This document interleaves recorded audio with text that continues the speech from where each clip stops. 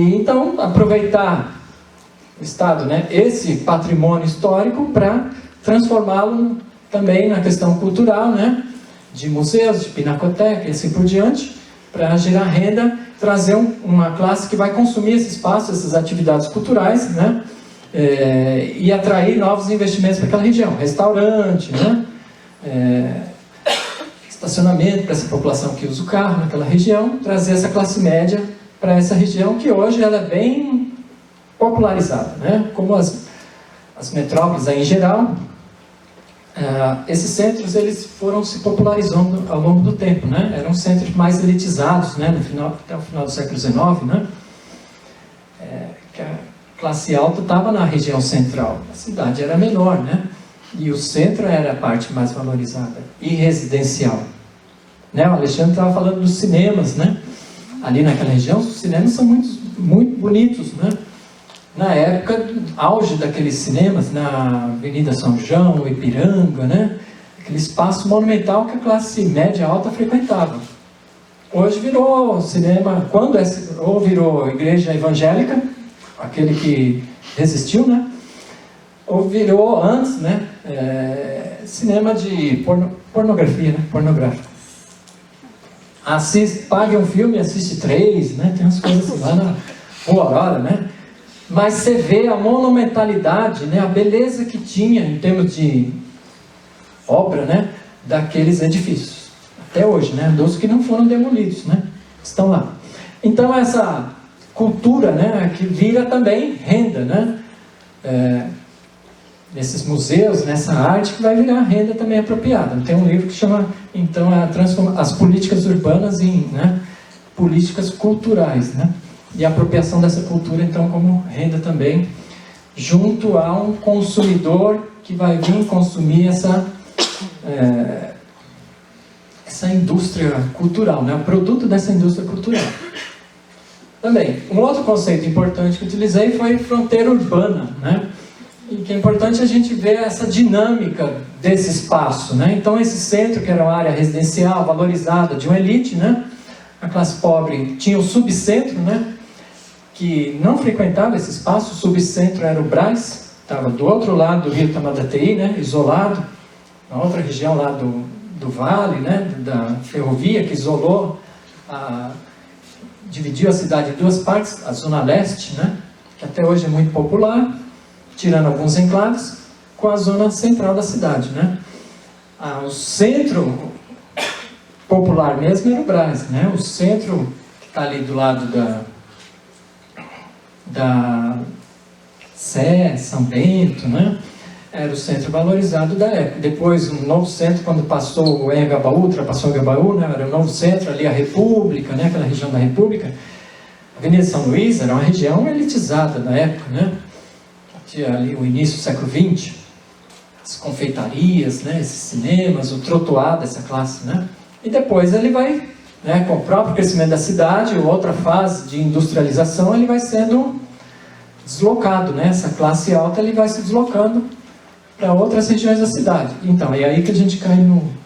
mas só para terminar aqui, né, gente? Você vê que eu vou tentar explicar a teoria, mas caio na questão do processo histórico lá. Então a fronteira urbana está lá no Neil Smith, né, que ele vai trabalhar essa questão, como essa fronteira urbana ela vai avançando, né, o próprio centro, essa centralidade vai sendo deslocada, né, e vão criando novas áreas de valorização dentro da cidade, e ao mesmo tempo de desvalorização em outras áreas, né, a cidade com uma totalidade não vai crescer por igual, então vai crescer valorizando algumas áreas, desvalorizando outras, né, cria essa fronteira urbana para o capital mesmo, né. Mas a partir de um momento, então, essa que era a aposta. O centro, ele se desvalorizou bastante, e aí começa a ter uma tentativa de reverter essa tendência de desvalorização, porque ele continua centro, localização, centralidade dos fluxos, né, de infraestrutura. E quando vai haver essa reversão? Essa fronteira urbana voltar para a área central.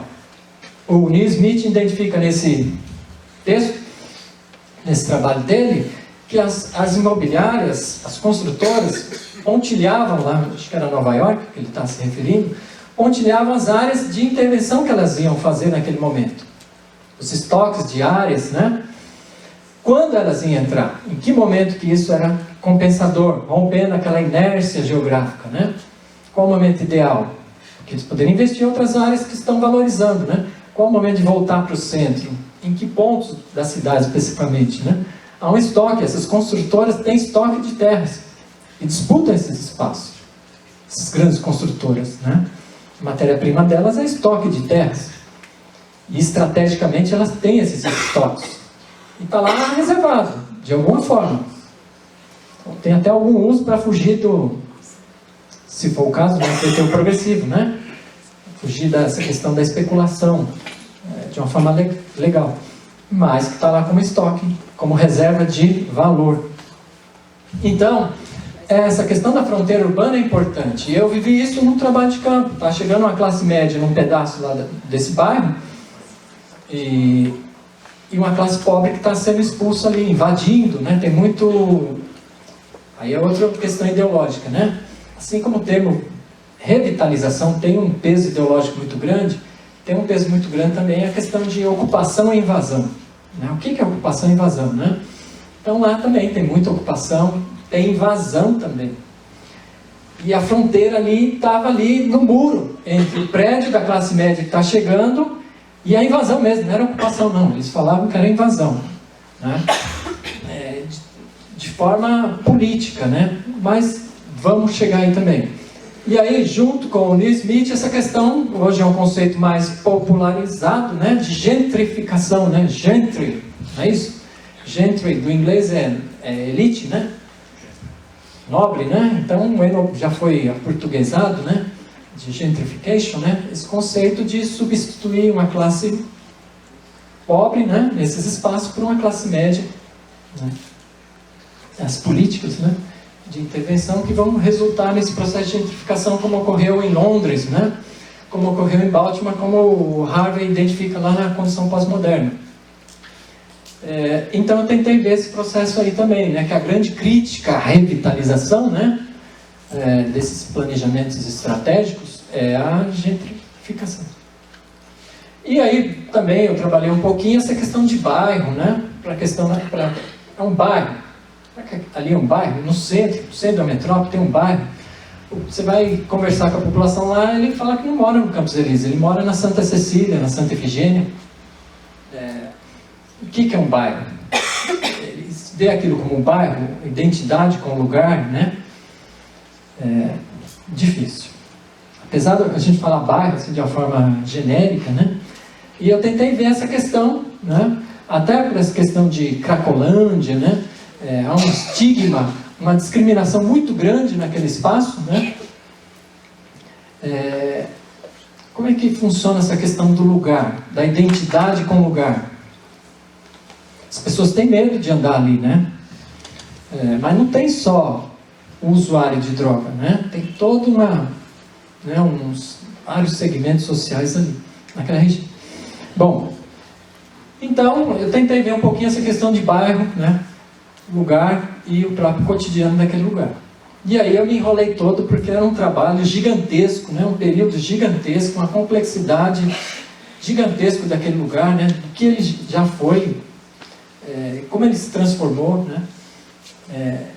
Você anda assim 100 metros, você vê uma mudança de realidade muito grande, né? Num curto espaço ali, né? Então é muito, muito complexo. Muito difícil. Então eu tentei dar a minha abordagem, minha interpretação, né? Mas, claro, a gente nunca vai esgotar esse assunto, né? Até que eu continuo lá, andando por lá, me perdendo por lá, né? Fazendo trabalhos de campo por lá, relendo algumas coisas, né? Ainda hoje. Domingo eu fui lá domingo tirar algumas fotos para atualizar, né? Então, nesses 10 anos, o que mudou desse lugar também, né? O que eu percebi de mudança ou não, né? Então tem muita coisa. Eu vou dar uma corrida então, gente, essa foi o que eu tentei me basear nessa fundamentação teórica, né? Para me apoiar, para explicar um pouco, entender esse processo todo naquela região, né? Foi isso. Agora um pouco, então, como eu falei, né? Eu tinha dividido mais ou menos, de acordo com os ciclos econômicos ali naquela região, em um período de valorização, de mobilização dessa propriedade, né? Até quando vai isso? Por que se transforma? Quais os fatores atuantes ali para transformar então essa mobilização da propriedade e imobilização dela? E aí um período de desvalorização, degradação, deteriorização, né? Desse espaço. Depreciação, né? O Harvey coloca 3 Ds. Tem um monte de né? Revitalização, reestruturação, não sei o que, renovação, requalificação. Então tem um monte de Ds também antes, né? O Harvey coloca 3. Depreciação, depreciação do valor monetário naquele espaço, por exemplo. Desvalorização na forma de trabalho social acumulado ali, né? Vai haver uma desvalorização. E deteriorização, degradação do espaço físico, né, que ele coloca. Então tentei enxergar um pouco isso também, né? Esses Ds aí, que vai criar esse loteamento exclusivo para uma elite que vem saindo já ali das áreas centrais, né? Pela Florencio de Abreu, vai chegar a luz ali por toda aquela centralidade, né? E vai criar esse primeiro bairro aristocrático exclusivo com a primeira assim, infraestrutura, aplanamento, terraplanagem, né? Daquele espaço, esgoto, rede de esgoto, arborização. Tem toda a infraestrutura que foi o primeiro que teve realmente, né? Na cidade. E ele já vai apontando, então, um eixo de expansão, né? Os primeiros degraus da colina ali que vai em direção à Paulista. Em 1891 já surge o loteamento da Paulista. Então vai criando um eixo de valorização, né? Vai ali para o norte e vira para o sul, sudoeste da cidade. Passando o espigão da Paulista, vem o Jardim América, na década de 20. E ele vai descendo ali o espigão ali dos Jardins, para o outro lado vai surgir Morumbi na década de 60. Né? E ele vai descendo, hoje já estão lá nos condomínios fechados da Castelo Branco, lá, aqueles primeiros condomínios do Brasil, Alphaville, Tamboré, e assim por diante. Quer dizer, aquela lógica de um eixo de especulação, de status, né, que vai sendo criado nas metrópoles, de uma área, né, de valorização, que essa população rica vai acompanhando, e o centro, né, principal vai sendo esvaziado dessa classe, desse segmento que trazia essa valorização para esse espaço. E que continua, né, essa dinâmica. O Rio de Janeiro é a Zona Sul, não é? Belo Horizonte também é para a Zona Sul. Claro que sempre tem um enclave fora, mas em geral tem esse eixo de valorização, né, como os autores identificam. Então, Campos Elíseos é esse primeiro eixo aí de um bairro voltado para a elite, esse investimento, né? Colado no centro naquele período, não era o centro, né? E tinha mais ou menos essa questão exclusivista, né? Naquele momento. Mas, então, aqueles palacetes, né? Toda aquela arquitetura, hoje ainda você anda por lá, você vê, tem muitos palacetes desses tombados, né? Com toda essa arquitetura que ele traz, né, a construção, o estilo, assim por diante. Esse da Rio Branco, aquele, né, do Pacheco Chaves, é muito bonito. Então tem alguns ainda exemplares, né, lá na região. Tem uns bem detonados mesmo, deteriorados, né, como diz, né? Então cai nesse período de mobilização dessa propriedade, valorização de um eixo de expansão, né? E isso vai até mais ou menos década de 30, tá, gente? Porque ele já começa, a partir da década de 30, ele já está competindo, né, com o Higienópolis, a Paulista, né? E o café está entrando em decadência, né? Na década de 30 é a crise do café, né? Então esses cafeeiros estão entrando em decadência, a Paulista já está ligado não só ao cafeiro, mas o industrial, né, que está chegando ali naquela região. Então está mudando o perfil econômico, né, e da cidade também. Que mais desse período aí que é importante? Bom, os fatores de atração, né, foram a ferrovia, né, a infraestrutura, o status, mas principalmente a ferrovia, a estação da luz, né, que foi um fator de atração, vai ser, nesse período aí da década de 30, um fator de decadência daquele lugar. Porque com a decadência do café, a própria ferrovia, ela também vai se transformando, e o crescimento da cidade, né, que vai começar a se metropolizar ali para a década de 40, por aí, a própria ferrovia ela vai ser transformada em trem de carga, né, para trem de subúrbio, cada vez mais. Né? E aí o afluxo de população, né, dessa periferia que vai começar a crescer, e novas estações que vão surgindo e trazendo essa população para as áreas centrais, né? Essa população de menor poder aquisitivo para as áreas centrais em busca de emprego. O centro vai começar a se popularizar cada vez mais, né? O centro de uma metrópole está se formando. E aí, no entorno da estação, começa a surgir, então, comércio, hospedarias, hotéis, né? Que vai atender essa população que vem aí da ferrovia de alguma forma. Pela ferrovia das estações. Hotéis de alta rotatividade, está lá até hoje, né? Vão sendo transformados ao longo do tempo. E isso vai ser um fator que vai afugentar aquela classe alta que estava ali. Ela quer exclusividade. Ela vai buscar, então, aquele eixo de expansão para Higienópolis, Pacaembu, Paulista, Jardins, e vai subindo lá o Espigão, né? Então, aquele fator de atração no momento é um fator de repulsão décadas depois, né?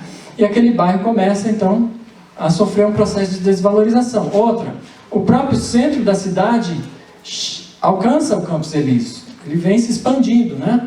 E acaba incorporando o Campos Elíseos. Então, o movimento, né? O trânsito, que é importante também, né? O próprio trânsito naquela área, que era a ferrovia antes, né? Agora é o automóvel. Aqueles palacetes não foram feitos para ter garagem, as ruas eram mais estreitas, né? A gente pega as áreas centrais dessas cidades aí do final do século XIX, são ruas estreitas. Então, aquele espaço ele vai ser um entrave também para essas atividades. E para essa população rica também vai ser um local de fuga, né? Em função dessa popularização, né? Proletarização desses espaços. Então vai ter uma série de fatores que vão levar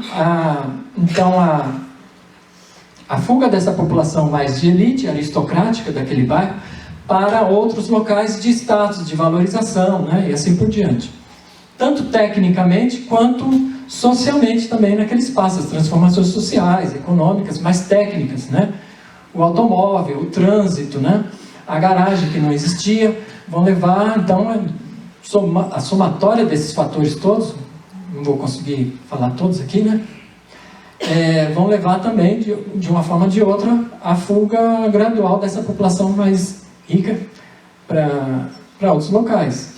E começa uma verticalização mais simples naquela região também. Deixa eu ver, tem algumas... Se você puder avançar, vai avançar. Aqui, volta aqui. Isso, aqui, ó. Aqui é um exemplo, né? Aqui é a Avenida Duque de Caxias, que vai dar lá de frente com aquela estação Júlio Prestes, que a gente viu lá na primeira foto. Aqui é um exemplo disso, dessa transformação desse espaço, né?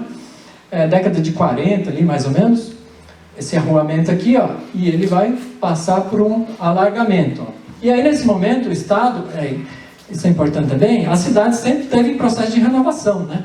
Se a gente pegar do final do século XIX para o início do século XX, teve o embelezamento que essas cidades passaram, né? Aquelas reformas higienistas também, né? No início do século XX, que gerou até revoltas da população, né? No Rio de Janeiro, por exemplo. Então, essas cidades sempre estiveram, de alguma forma, em renovação. Só que essa renovação, né? No início do século, era uma renovação de intervenção, assim, mais drástica, né? De destruição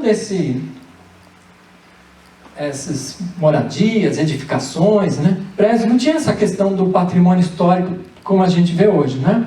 Então foi apagamento, né, desses traços, características, identidade de um período, né? Foi lá aberta demolido, né, toda essa fachada de residências aqui, né, vários palacetes daquele período, para adaptar a cidade ao automóvel, né? Bom, esse é só um exemplo. Então vai sendo apagado, né, boa parte dessa memória também, sem nenhum cuidado nesse período, não havia essa preocupação, né, mas de liberar esses espaços para o fluxo de uma metrópole que está surgindo, né? Então esse é um período importante, um exemplo aí da Avenida Duque de Caxias, né? Como esse apagamento vai ocorrendo também, a decadência vai começar muito antes, né? Por favor, se puder. Aqui, ó, um outro exemplo desse período do automóvel, né? Como eu tinha falado, tinha 4 estações ali, né? A outra estação atrás é essa aqui, a estação rodoviária. A estação rodoviária de São Paulo era, alguns falam que era um primeiro prédio em estilo psicodélico, né? Colorido, ele tem a foto colorida, né? Psicodélico, bem maluco, né? Esse prédio. Avança, tem uma foto aqui, ó. Ele é bem coloridão, né? Já foi demolido também, né? Aqui está aqui a Duque de Caxias aqui, ó, passando aqui, né? Ele já foi demolido também. Eu tirei a foto domingo. Se você puder voltar. Então, aqui um exemplo, né? Nesse processo de decadência.